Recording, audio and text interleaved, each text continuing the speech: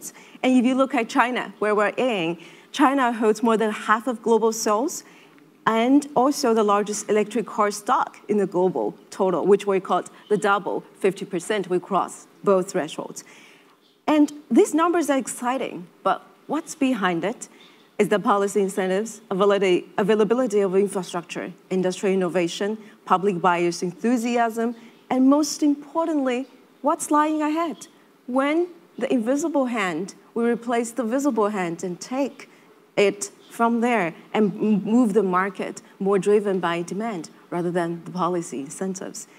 We have a super panel to discuss with that today. Some are still on the way, and some distinguished guests are already here. Let me introduce very briefly to you, start from the gentleman on my right side, Mr. Wang Gang, who needs very little introduction. Currently the president of China Association for Science and Technology and chairman of China's Zhigong Party. And as we all know, former Minister of Science and Technology for 11 years. And probably, if I can share an anecdote, back in 2013, he's probably the first minister to drive an Eevee to a two-session to the National Party's Congress. The first minister developed the first Eevee and drove And drove it, exactly.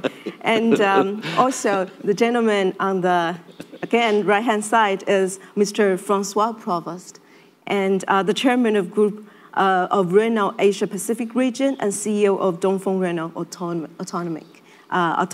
Automotive Company. So let's start it with Mr. Wang first. Share with us, please, the path of China, how China develops the EV and leapfrog so quickly. 好，首先各位早晨好。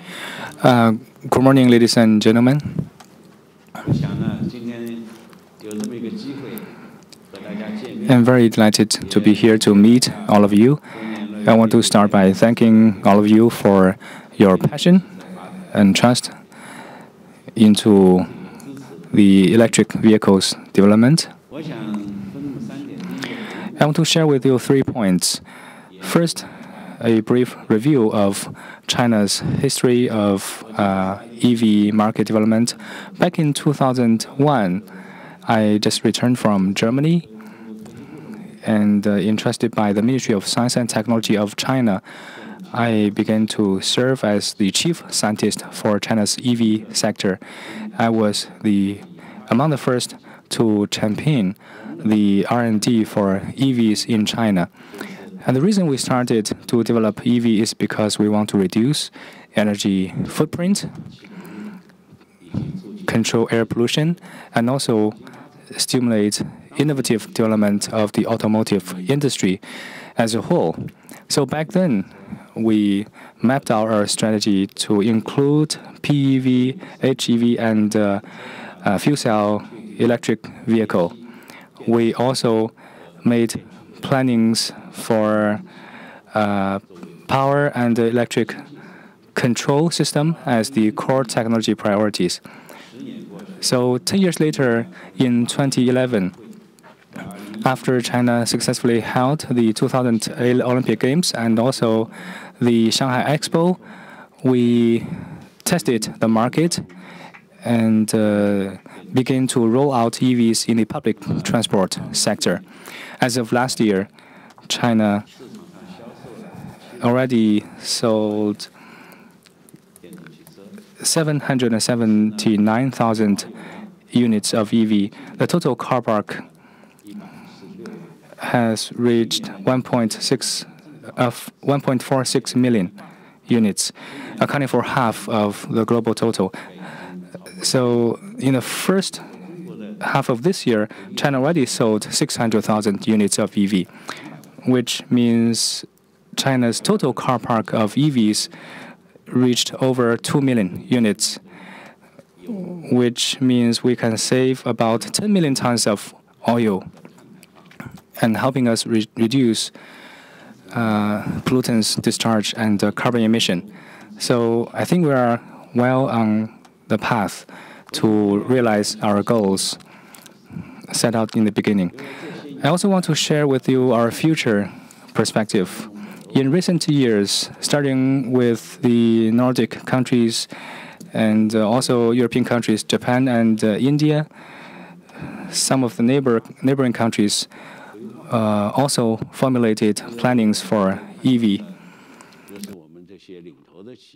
And I have been closely following some of the industry leaders, including Volkswagen, BMW, Mercedes-Benz, and Renault,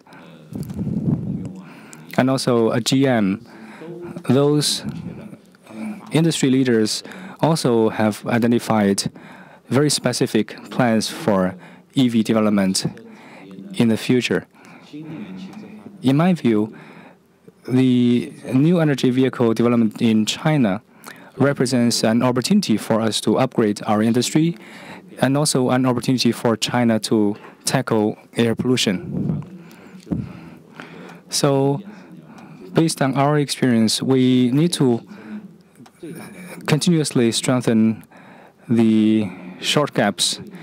One of the major weaknesses of EV is the range challenge. And maybe in the future we can leverage the application of hydrogen motor to extend the range of EVs. The second priority is to enhance quality,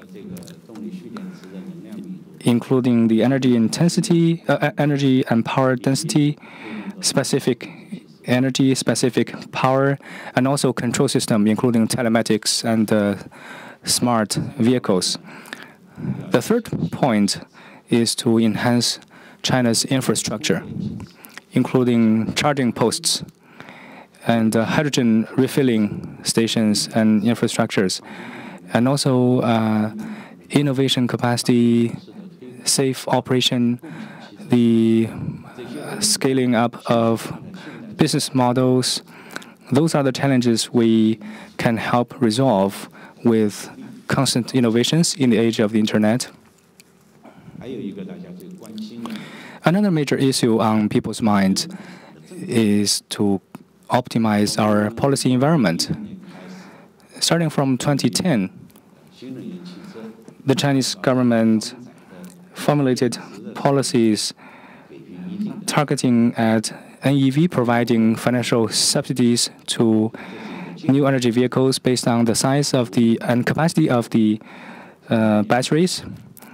And starting from last year, the government began to exit and retire some of the subsidy policies. And we have adopted an incremental approach for EVs who have already achieved market success. We can speed up the process of exit. But for fuel cell EVs, they may continuously depend on government financial support. And starting from this year, we also implemented the new energy vehicle credit system and a carbon trade scheme to supplement the overall policy framework. And also we will innovate the arrangement of right-of-way and access to road. For example, in Beijing, the conventional vehicles are banned from hitting the road at least for 1 day per week, but there was no such restriction for EVs. So electric vehicles will enjoy better access to road. Many other cities in China are also following the step of Beijing. And also in the age of the internet and digitalization, we also pay attention to innovating our business model. For example, car sharing is a major trend going forward. And we already have car hailing apps on people's smartphones, and also we are seeing efforts to promote autonomous driving. These new innovations will certainly enhance the efficiency of vehicle uses. And the third point I want to share with you is that the market needs to stay open and even open wider to the outside world. This year, during the opening ceremony, President Xi Jinping made an important speech at Boao Forum. stressing the importance of opening up further to the outside world. And the automotive sector is one of the major areas for China to open up. And the State Council also followed up with corresponding measures to facilitate opening up. Last year, China hosted the 8th Clean Energy Ministerial Meeting with participation from over 30 countries. And the conference adopted a decision that by 2030, new energy vehicles sales should account for at least 30% of the total sales. So that's the so-called 30-30 target, 30% of EVs in new car sales by 2030. So governments need to follow up with standard making and the policy making and legislation to allow us to attain that target. So I think in all, thanks to the vigorous efforts in the past years, new energy vehicles and EVs will serve as major measures for us to transform the sector. Smart vehicle, electric vehicle really represent the future technology trends and directions. So I sincerely hope all of you, I see many familiar faces here. Some of you are from the auto industry, others are from the investment community, and still some are from the R&D community and small and medium-sized enterprises. We need collaborative efforts to promote NEV to live up to the expectation of addressing air pollution and industry upgrading. Thank you. Touched a lot of grounds and also set up a very good start. And we'll come back to some of the points later, including the policy incentives and the market opening. But let's switch to Francois and some of the parts that Mr. Wang mentioned actually will affect your business. Like the market opening, you will plan to, how do you see the Chinese market? And as the leading EV provider of the globe, leading global EV provider, how do you compare the China market to, let's say, European market? Yes, thank you. First of all, more or less everywhere in the world, the key success factor for quick EV ramp-up are the same.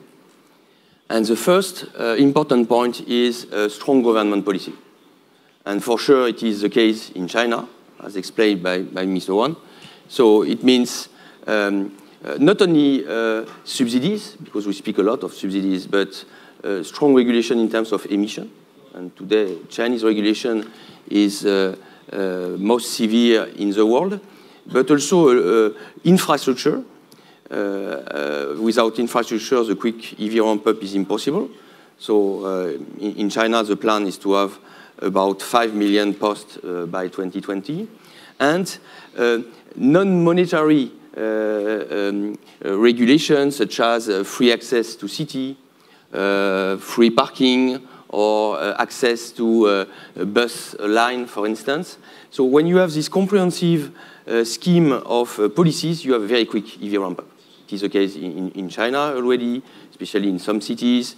In Europe, you take the case of Norway, about 30% of the market already full electric vehicle. So this is the global scheme, and for sure, as China puts this as a strong priority and is doing this with a very comprehensive and global approach, the ramp-up will go very quickly. In terms of differences between China and Europe, maybe three. First one is Chinese policy is unified. In Europe, we have many, many policies depending on the countries. In China, it's very much unified nationally. Of course, there is some local policy on top. So this is a strong point.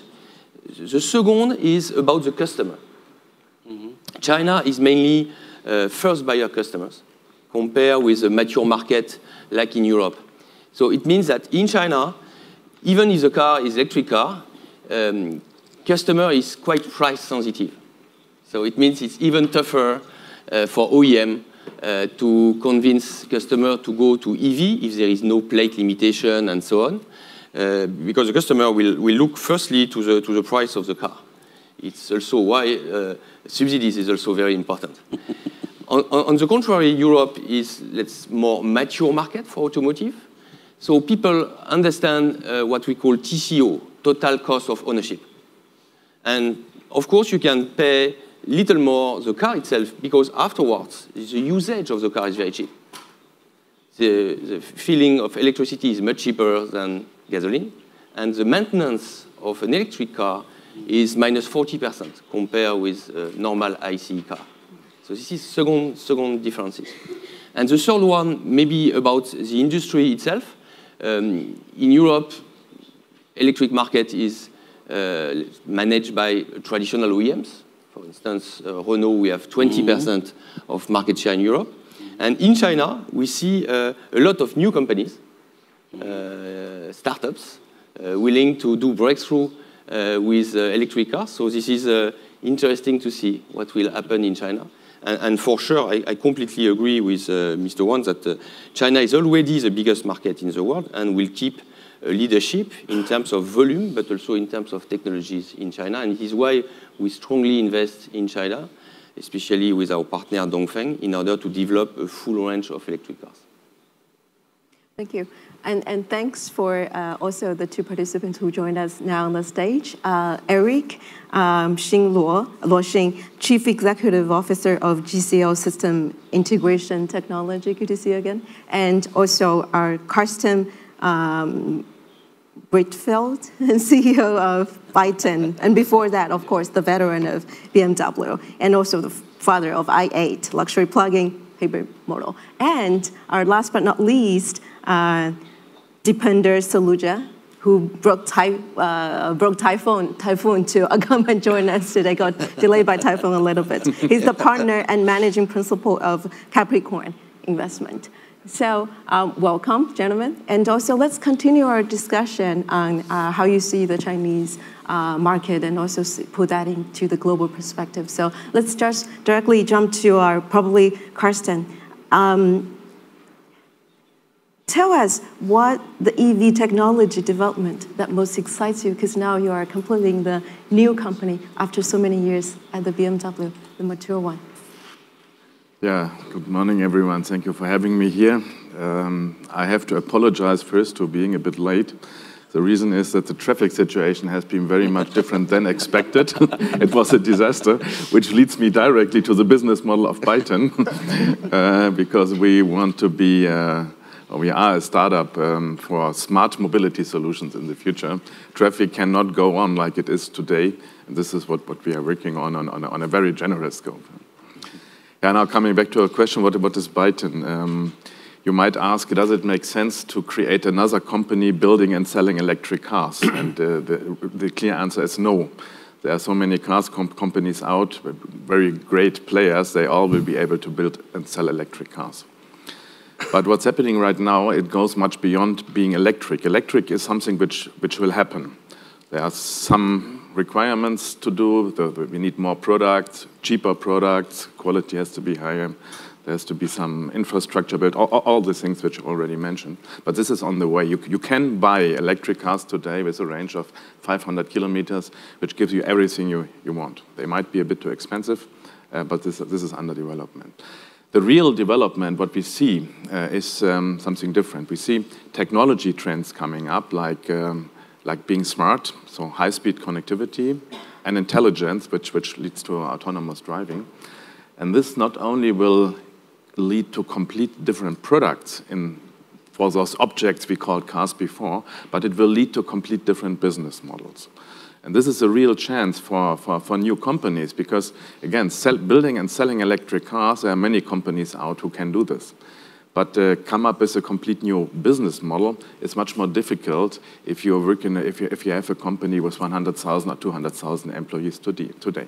So Byton's intent is to create the first smart device on wheels, And this will be a car, yes, it will be an electric car, but the real thing is that we will create a complete new user experience and that we will use the car as a platform to make business with our customers. And this business will be based on digital services, on data, and eventually we will become a provider of shared mobility. And this is a real chance because shared mobility will solve a lot of issues not only for customers, but for societies. Societies have two challenges today. One is pollution and sustainability, and I think we know this in China very well. The other point is there are too many cars out there. They are using too much space in the street and parking and so on and so forth. So there's no alternative to come up with a shared economy and shared mobility approach. You need the right products and the right business models for doing so, and this is why we founded Byte. Exciting. And we'll come back to the technology later, but now let's shift to Eric. And you provide solutions in a lot of scenarios and represent the Chinese companies. So how do you see the EV market here? And since we were both at a Green BRI session yesterday, there's one argument that's saying the EV is not as green as it looks. So there might be less emission, but there will be pollution coming out of the electricity it generates. So how do you address the green issue of that? Thank you. Good morning, everyone. Here we are talking about e-mobility. You can see how critical it is. 3 out of 5 panelists are late because of the traffic. It took me 1 hour. I'm very sorry. So Mr. Wang is instrument leader for the China EV, China mobility. So I'm not going to get into that details. But GCR is an energy company. We are the #1 non-state-owned energy company. We own 40 gigawatt the power, including most of the new energy power. We will have over 400 power plants globally. So I try to offer a different perspective from an energy company, how we think the e-mobility or EV, what it is, and what kind of solution we have. As you know, the energy is a revolution from the traditional energy, fossil fuel, fixed energy to the distribution. Now it's moving to the mobile power business. So we believe the e-mobility, the essential part is how you manage the mobile power. Mobile power means first, it has to be clean. Second is where you need, when you need, how you get the power. So that's our solutions. We believe make car is easy, particularly make the EV car. It's very easy. But how you manage the life cycle of the battery, okay? Increase the density of the power, the cruise speed, and also most important, how you get charging the power, where you get the power, how you can make the power competitive, and eventually, what do you do with this recycle battery? Okay, that's GCR is offering. We provide the total solution we call power management. Yeah. I say make the car. It's not part. It's less complicated than the traditional car. So what we are doing right now, first we are working with the SoftBank in India. First we try to electrify the tri-bicycle. Right? The Ola is the share service of India. SoftBank has a majority shareholder. So we provide a total solution for the tri-bicycle. That's our pilot program. It's soft energy the program. Then now in China, we signed a multiple license with Jiangsu, with Henan, with Zhengzhou. We call electrified city. Okay. #1, because I said we have over 400 power plant. How we get our power to the charging port? Okay. We don't like sell the power to the Chinese state grid. It's very, very low price, right? If you sell to the charging power, you get 5-6 times of the price, right? #2, how we build a charging station.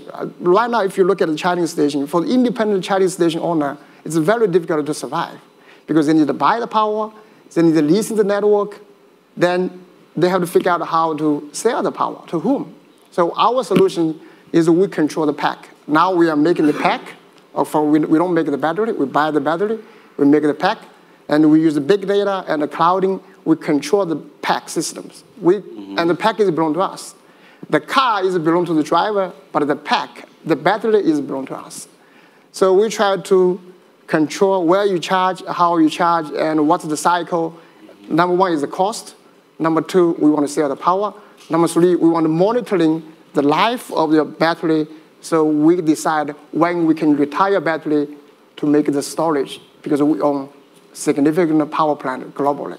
But essentially, the renewable energy is solar, wind is intermittent power, but how you make the power more constant to resolve some of the issues of curtailment and all these different, that storage is part of the solution. That's why we have the complete cycle we call power solutions for the EV.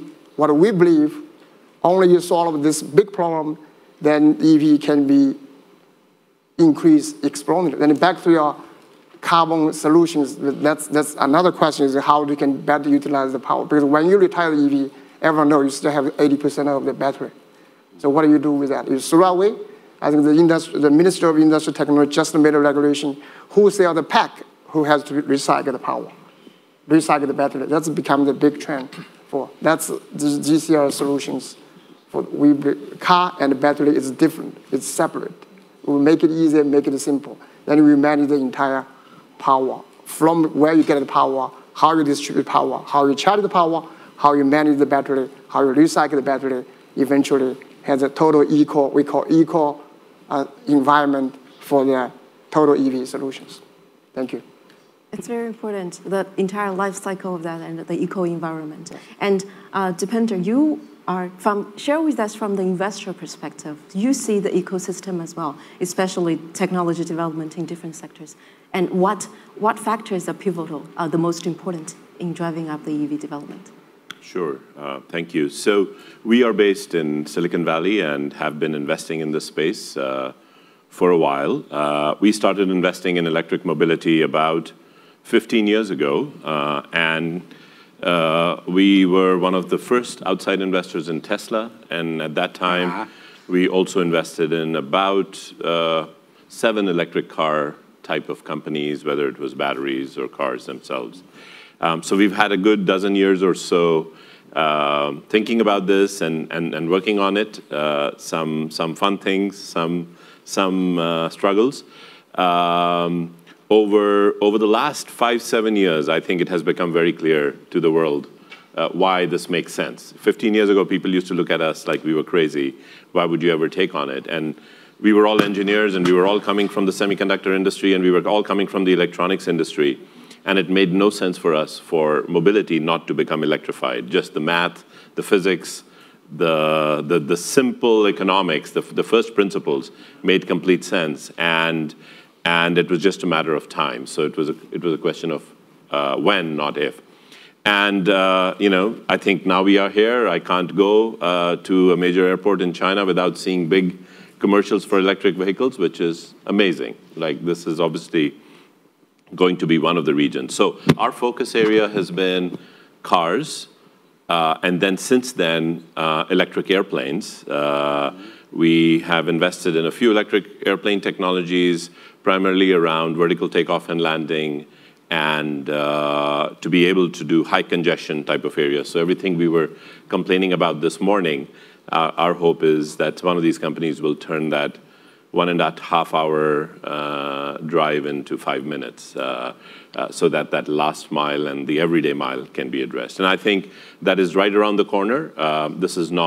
It's not a stunt. Yes, there are many companies that are building it more like a stunt or something that is very conceptual, but it is, again, similar to that aha moment in electric vehicles 12 years ago. At this point, the math and the physics and the fundamental first principles add up where we can do electric aviation as well, primarily for short haul and high congestion type of markets.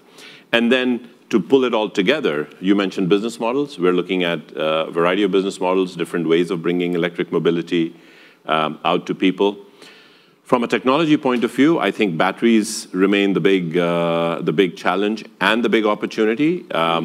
We are thrilled that there's been a lot of work around the world, including China, on very important incremental improvements where batteries have been improving 10, 20, 30%. I remember when we first started in electric vehicles, it used to be roughly $1,200 a kilowatt hour. Now everybody's talking $100 a kilowatt hour or less. That curve has come down even faster than Moore's law for solar. Everybody was amazed about solar, but if you look at the price performance improvement in batteries from 2011 to 18, it's even more dramatic than it was for solar, which is an amazing story for this space. However, I think what we see now is the next phase, which is solid-state batteries coming to reality.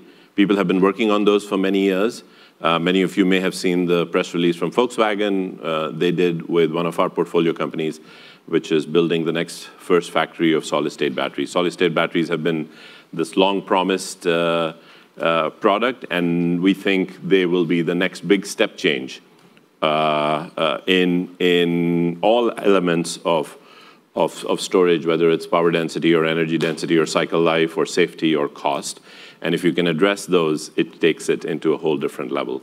And then in areas like power electronics, et cetera, we see a lot of interesting stuff happening, new materials like gallium nitride, et cetera, that will make motors better, faster, cheaper. They'll make wireless charging easier. They'll make form factors smaller.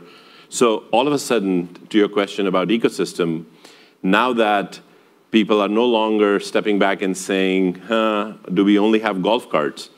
The whole ecosystem is stepping up, and we are seeing a lot of innovation happening in the space, and you'll be seeing big jumps in solid-state batteries, you'll be seeing big jumps in power electronics materials, and you'll see very exciting things and business models as more and more people come into the space. Very exciting. Oh, just a reminder to our audience, we meant to have a very interactive session, so don't hesitate to raise your hand and jump in. If you have a question, we should make use of the time we have with our guests. So I will start quickly with one question and probably open up to the floor. We're talking about scaling up today, and the opposite of scaling up is actually segmented. And the segmented, one concern of that is segmented policy. And Francois talked about China has a unified market, but China has a lot of local interests, a lot of players in that. One story, Taishin covered 2014, is one of the early Tesla buyer, a businessman, actually bought 20 charger and installed that on the way so he can finally drive cross country, and he made a map of it. So whoever wants to do exactly the same know where to charge the Tesla. Where are we now, 4 years later? How segmented is that, and how to solve that segmented problem? I talk even electric vehicle is a new field for innovation. And just now we have different ideas and we have new innovations. I think you talk about in the past time, we're beginning with a public transfer. That means we promote first electric bus and cars, and then we talk about the share cars, car sharings. This is a new model. I think if we have more share cars as a car sharing, and the traffic will be more better. We have the innovation just now in the different fine market, like Tesla, like Weilai, and more new companies. I hope you have the new companies. You support the new companies, they go over level, and the bigger and the high class cars. And now we have the concept. I think we have the consumer for this area. Renault is one of the pioneers in this direction. I talk about 2002. I have visited the first production line for in your company. And I think that the next pioneer is Mr. Bradford. He is responsible for the A8. I have visited a planting of A3 in Leibniz. It's a total revolution. It's not only the power system and the production system totally changed. The different motor, I will remember you, we call the battery for electric vehicle, they have two life cycles. The first life cycle is in the car. The second life cycle is out the car. You can see as any storage. And no, you save a lot of money. No? You can use more time. And, but I think always it's in the future we know we cannot say which one new innovation coming.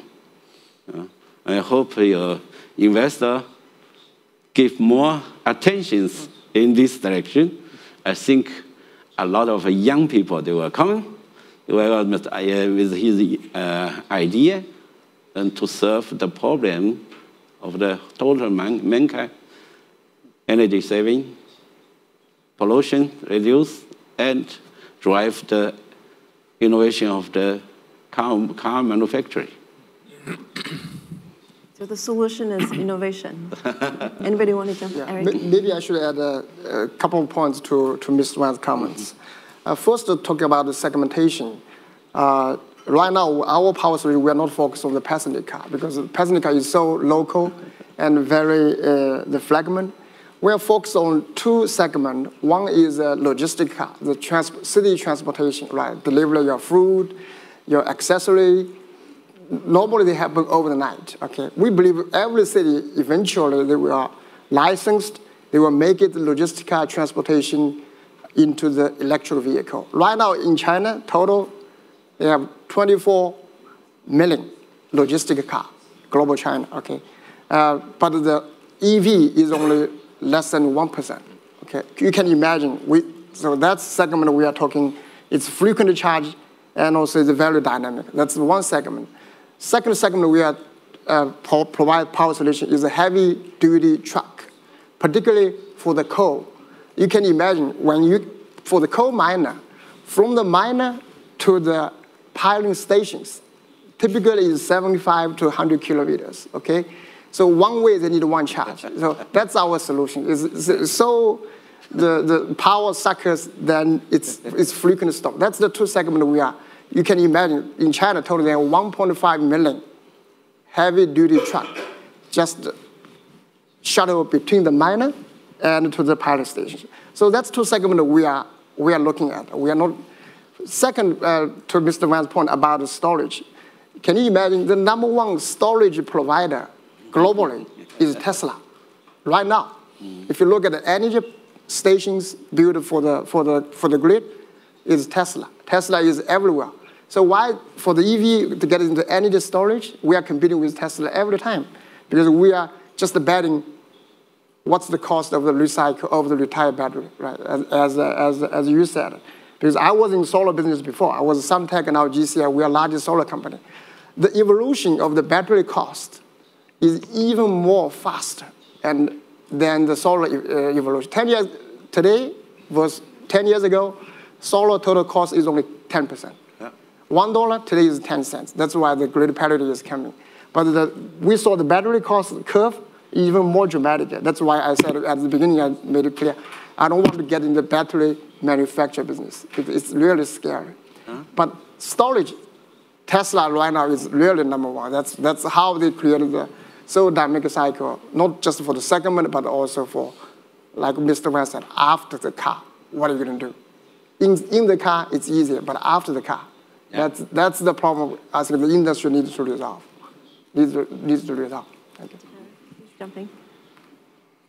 I think what is really exciting about this phenomena that you just described is that I think we've all sort of seen what's happened in solar. And it's a beautiful thing, right? What's happened in solar in terms of cost curves, price performance, speed with which it has gone. In batteries, we have fundamentally not changed the way we've been making electrochemical batteries in a very long time. Mm-hmm. And so unlike solar, where we got to a semiconductor sort of approach, 30 years ago in Bell Labs, or 40 years ago, when 50s actually was the early one. But the story of the last 10, 15 years has been about taking a semiconductor material and improving that. Mm-hmm. That leap was already made. In batteries, that leap has not been made. So this phenomenal improvement story that everybody is talking about over the last 10 years has been on an old technology platform, which is amazing because we need it. As you said, Tesla has become the largest provider, and we know how small a percentage of cars globally that is. What we're going to see now, which is why it is so exciting, is the shift from the old electrochemical packaging approach to these new solid-state approaches. And that is going to be like going from the vacuum tube to the transistor in the semiconductor world, which unlocked that whole approach. And while that was aimed at one application before, this type of storage is going to impact everything. It's going to impact electrification of vehicles. It's going to impact electrification of the grid, I mean, in terms of storage of the grid. It's going to impact the storage of consumer electronics. It's going to impact how people view storage in their homes because the price performance is going to come down and the form factors are going to come down. So I think we're now going to see that next phase, which we didn't need to in solar. So to me, that innovation curve in storage is even going to be more exciting than we have in solar, and it is right around the corner. Wow, the eve of more revolution, basically. Yes, and the number of degrees of freedom it is going to open up for us to be able to do electrification of things like transportation is going to be nonlinear because of that, because it'll give us a lot of freedom in terms of options, sizes, price, performance, cost, etc. Karsten? This might be even one of the biggest challenges for the traditional car companies, because they look at electric and connected cars in the same way they looked at combustion engine cars for the last 100 years. So this means they say the components has to last forever. So the battery, they talk about, should we give guarantee 8 or 10 or 12 years for the battery? They talk about range, so cars has to have at least 500, 600 kilometers of range. But if you look to it from a different perspective, and I think all was said here, then you don't need it. You just don't need it. It's nonsense to discuss if you should give 10 years of guarantee for a battery, because it will be old after 3 or 4 years. It will be old. So you have to think about it as a replaceable part. You can take it out, put it into a second life cycle, minimize the different cost, provide your customer an update. Not only software, and a battery update. It's very difficult to think towards this direction for a traditional car maker, but this is what you have to do. The range discussion, if you talk about urban mobility, why do you need 500 kilometers of range? Complete nonsense. The only thing you have to do is you have to provide a charging infrastructure, charging network, where you have to access to it, and where charging is fast. So you cannot wait for 2 hours, but if you can do it in 20 minutes, it's all good. So my prediction is if cost comes down, and it's dramatically coming down, this will not result into bigger batteries and more range into the cars. We will use this cost performance to reduce even the size of batteries and to bring the cost down and eventually make those cars competitive. And this is a new kind of thinking you need to be successful in this area. How about Francois? Because just now, Karsten made a very interesting point that this is a mindset change for the traditional car makers. Did you experience the mindset change as well? And where do you see the major cost revolution comes from? Yes, it's true that this is a big change, and it's quite exciting to have a new company challenging us. If we take the example of the battery range, at the end of the day, we have a customer, so we have to convince the customer. And if we take the case of China with, let's say, all the regulation, maybe 10% of the market can be electric cars. If we want to reach 25%, which is the goal, or over 20% by 2025, we have to convince a large range of customers. And I see 3 main usage. First one is all about car sharing, taxi, and so on. And this is the most efficient because a way to reduce the traffic, a way to maximize the efficiency of the government subsidies, and also a way to spread electric car experience. With a private car, maybe 50% will enjoy the car a year. With a taxi, 2,000, 3,000. Then you can spread what is electric car and convince the customer that they can buy an electric car. So all what is about, let's say, car sharing, taxi is really one big segment in the coming years. Then, if I take the example of China, all the big cities or big tier 1 cities, Here, I think that customer demand a big range of battery. And at least a minimum of 500 kilometers. And in the next 5 years, the big challenge for automakers, either old style, but maybe also for you, is to be able to increase the efficiency of the battery, the range, and so on, and to reduce the cost at the same time. And frankly speaking, for this, I cannot say we have full visibility about this. And the third one, to reach over 20% of the market with EVs in China by 2025, is affordable electric cars. So, which will allow a lot of new customers to buy a first car, but this car will not be ICE, but this car will be an electric car. And for this as well, we think China will be much ahead, and it's why on Renault side and Renault, Nissan, Mitsubishi Alliance side, we invest the full scope, focusing on car sharing, for instance, with partnership with Didi in China, focusing on electric cars for big cities, and once again, we think we should provide more than 500 kilometers range autonomy, and also affordable electric cars developed in China for China. Yes. Peter, you have a question? I think there's one really important point to bridge this, which is the things that you were talking about. We need to make sure that they're not done because there is no alternative. If his customer wants 500 kilometers, we should be prepared to give his customer 2,000 kilometers if they want it, without any compromise. And I would say, if you think of this, it would have sounded absurd if 10 years ago we were sitting in this panel and we said, you know what the consumer needs? They need a supercomputer that is more powerful than any supercomputer built, and everyone on the planet needs it in their pocket. It would have been absurd. People would have said, what are you talking about? However, what they were saying was, you want to be able to give as much power, as much price performance to every consumer that wants it without compromise. And then beautiful things will happen. So as a result of it, we all have a supercomputer in our pocket that nobody said needed to be there, but it's unlocking a whole bunch of stuff that is possible.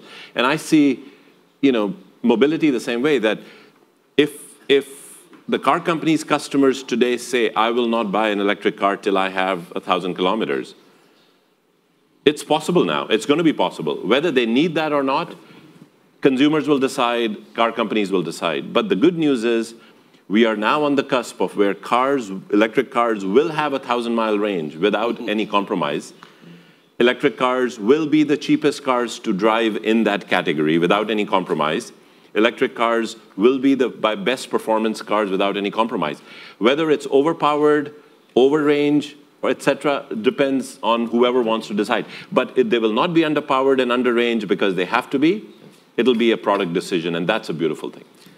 I completely agree. Just to avoid misunderstandings, what customers want today is they would love to have 800 or 1,000 kilometers. My point is, I'm deeply convinced this will change very fast when they start to experience it. And this is what you said. And I can give you two examples. One is I drive a Tesla Model X in California. It has 450 kilometers of range or something like that. And everybody from my family and my friends said, I never would buy such a car because the range is too low and blah, blah, blah. After trying it, it's the most wanted car, and everybody wants to have it. I have to rent it out all the time. No, it's really true, because driving in the Bay Area, you never need 450 kilometers. You don't need it. You just don't need it. And if you drive down to Los Angeles, you anyway will have to recharge, even your combustion engine's car. So you go to one of the superchargers, plug it in for 10 minutes, and 10 minutes will give you what is needed to arrive Los Angeles. So everybody says it's cool, yeah? Nobody saw it before, but after experiences, everybody says it's cool. What we do at Byton, our first car coming to the market end of next year will have 2 battery options. A very small, or not very, a small one, giving you 400 kilometers of range, and a very competitive price position. And there will be a big one, 520 or 530 kilometers of range. You have to pay for it. I will be very interested to see how customers react on it and how they choose those options and how this will change over time. Yeah, but you'll take away the excuse. No more excuse. No more excuse. You can have what you want. Customers we have the challenge. I think the biggest challenge for the innovation is the change and biggest opportunities too. For the car maker, we must know what the customer needs. Some customer need that it drive in the city. Another needs perhaps between the cities or the logistic traffic or big trucks. In the future, we must fill in this needing on the fuel cell, and that is the future, the direction. And just now, we must go to promote electric vehicle, I think, not only for the personal private cars and for the sharing cars, for public uses, for the always for the broadband needs, and to reduce the traffic in the big city. That is one of for the progress of technology. My observation is since last 8 years, every 5 years, the enhanced energy density of double and reduce the price of the half. So bis end this 2020, we will come off the targets what are the with the same cost like traditional vehicles and produce electric vehicles. And that is our future. I think everybody, for the customer, for the manufacturer, for the investor, must face the change. And that is our big challenge and big opportunity. Exactly. We're slightly running out of time, but we want to take at least 2 questions from the audience because it's okay. We have the gentleman on the front row. Can somebody help with the mic? Please identify yourself and keep the question short. Wow, very exciting talk. I'm from BySales. Actually, we are a startup company related to the wireless communication. But I have 2 questions. One, to unlock 2 directions, maybe related to vehicle. The first one is maybe Mr. Wan, as we know that 5G is going to our life in China very soon, and there is connected car direction. So what do you think that whether the 5G is needed to connect all the vehicles and to enable them to be automatic? The first question. And when it will come to our lives. And the second question maybe for the companies guys, maybe especially for Mr. CEO of the Byton, is that the wireless charging. As we know that if we use our EV, we have to come down to the vehicle and to charge. And if the battery is going out, we cannot. If there's nobody help, then the vehicle cannot charge. My second question is that what do you think of the future of the wireless charging to the vehicle? Thank you. Okay, 5G and wireless charging. Maybe we take another question and we ask them together. Please, the gentleman there. Oh, yep. I'm sorry. Over here. Jeremy Warner from the Daily Telegraph in London. At the height of the auto boom in the States, there were literally thousands of new entrants and companies. And I guess the same sort of phenomenon. Thousands, but lots of new companies are being spawned by EVs. Do you expect the same process of consolidation as occurred in traditional auto to envelop this industry, and will the present incumbents in auto come to dominate, or will these new entrants survive and prosper? Okay, so 5G wireless charging consolidation. Let's start with probably Mr. Wan on 5G and connectivity. 我先想一想，让他们。Well, please give me some time. Maybe they can answer the other questions first. Okay. Because my professional life is starting from the TV set. now the solar, right? Now it's getting the mobile. Look at the TV. When I started with TV, there were over 1,000 companies. I met the chairman of TCL last night. Now it's only less than 18 companies that does the TV set globally. And you look at the segment, every single of the segment is very consolidated. The display, electronic part, and the distribution. Then when you started the solar business, is over 1,000 companies. If you look at the solar company, the major player, no more than 20. I believe 5 years from now, you can recall no more than 10 companies for the solar industry. Okay, everyone is segment and provide total solutions. I believe it's the same for the EV. That's my point. Eventually, there's a platform to manage the EV, manage the transportation. There's a platform to how to make the car, and the platform how to do the power total solutions. Now, 3 major categories. That's essential of the entire eco cycle. Make the car and control the battery. The car and the battery should be separate. Then how do you provide a platform to manage the car and manage the smart city? So I think consolidation is definitely, yeah. Consolidation, standardized, and efficiency, that's the trend. That's my... Consolidation using I think from a disruption point of view, this is not any different than most of the other technology disruptions that have happened. And I would just say that, if you look at the history about 20 years ago, when a couple of car companies, large companies, did electric vehicles, it was because legislation and governments and people, they were forced to go there, and they viewed it as a tax, and they viewed it as something that they had to do their business. It was not because they viewed it as an innovative next way of doing things. And so as long as that mindset exists, you're going to see new entrants coming in and doing the real innovation, right? The new innovation has not happened from within, which is not unique to the auto industry. I think it happened in almost every industry. Very hard for the emperors to do their own revolutions. And so it hasn't happened. So I would say right now you're seeing only the beginnings of those disruptive things.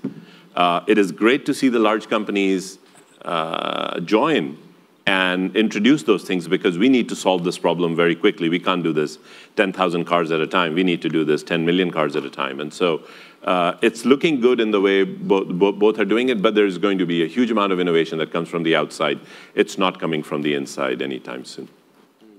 François, do you agree Emperor cannot have its own revolution? Yes. I agree that we'll have a consolidation, for sure. And for, let's say, traditional OEM to have new competitors is quite good.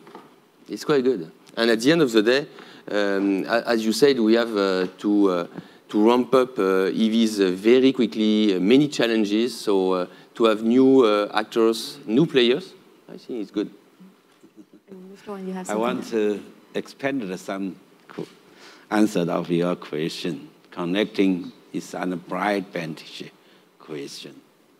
The first connecting for the user of electric cars, there's a connection to environment, according to the charging station, and so I think that is no big problem. But for the develop of automotive industry, the connection is a broadband. The connection between the manufacturer, between the investor, between the energy provider, connecting between the customer and the manufacturer. Like Yusuf, how long range is you need? That is a big question. You can get your answer only by user and different. And that is the next connection. The connection for the new and traditional car makers. And there's a different design and different markets. And if we talk for the next phase, automatic drive, car to car, that is a big challenge, but they give more safety. This is the always connection between countries, Chinese, European, Japan, and the different countries, to make the same plug for charge. Yeah, that is because you think it's easy, but it's a very difficult thing. Yeah? We need connections. We need connectivity whole the world. And so we need the public open. We need the opening up policy on go in the future. Yeah.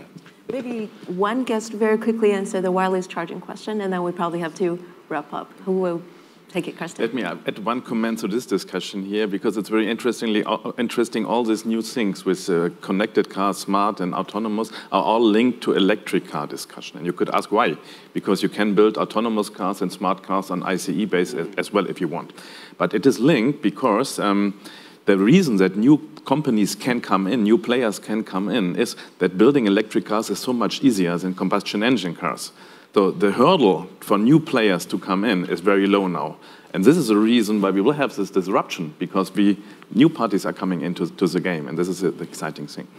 With respect to charging, I think we have to see it to differentiate between home charging and public charging. The inductive charging is interesting technology. It's a bit slower than if you put in a big cable. I think it will happen on the home charging point.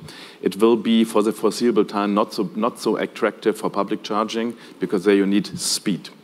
What could be of interest, and this is a long-term perspective, one of the problems we have to deal with smart autonomous cars is we have to operate them in environments today which were built for combustion engine cars, for traditional cars for the last 100 years.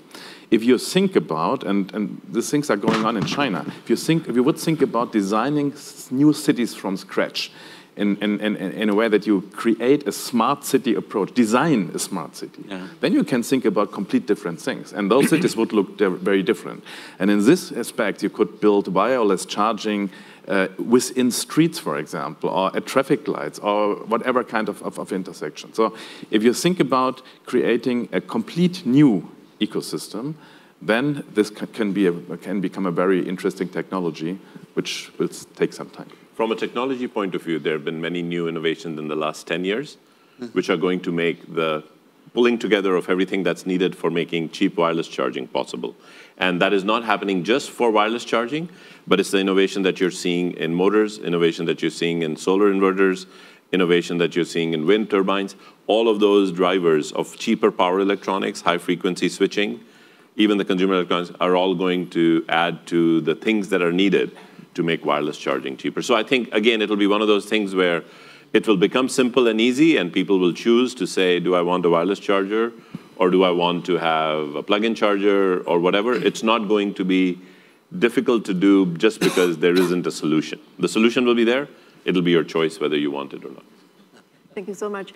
I'm sure you all enjoy the discussion as much as I do. We have broad picture policy discussions. We have a lot of innovation technology points as well. Please join me and give a big round of applause to our wonderful guests, and thank you for your insights today. Thanks all. 好，谢谢你啊。